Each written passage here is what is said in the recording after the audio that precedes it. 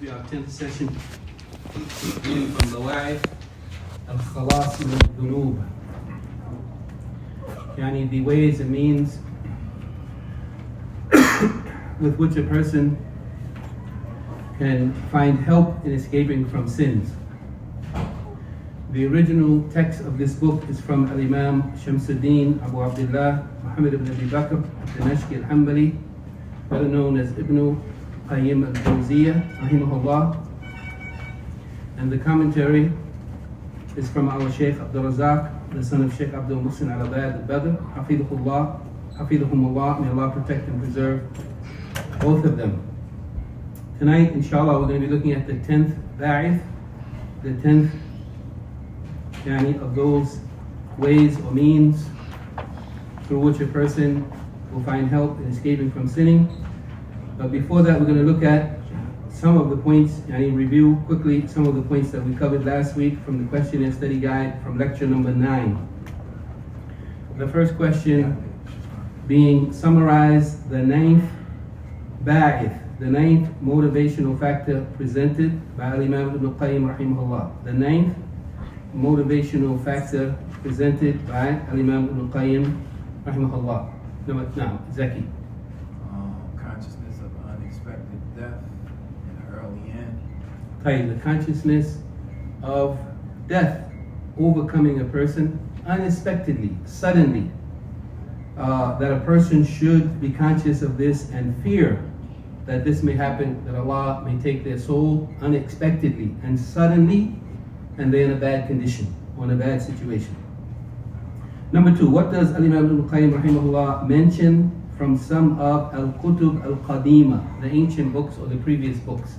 The saying that he mentions from some of the earlier books. Abdul Wali.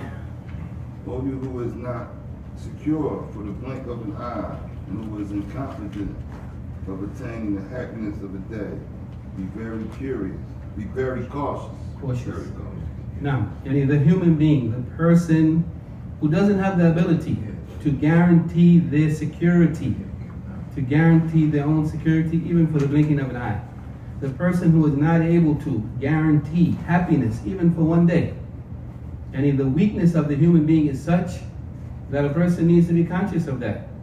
And therefore they should take caution and be cautious from being in a position or in a condition in which Allah will take their soul at a bad time. Question number 3, discuss briefly the intended meaning of the ayat in Surah Al-Ra'd, 38th ayat, and Surah Al-A'raf, 34th ayat. What was the intended meaning of these ayat in the commentary of Sheikh Abdul Razak? What did he intend by the mention of these ayat? First of all, what are the ayats that he mentioned? What are the ayats? In brief, what are the ayats that he mentioned? لِكُلِّ أَجَلٍ كِتَابٍ.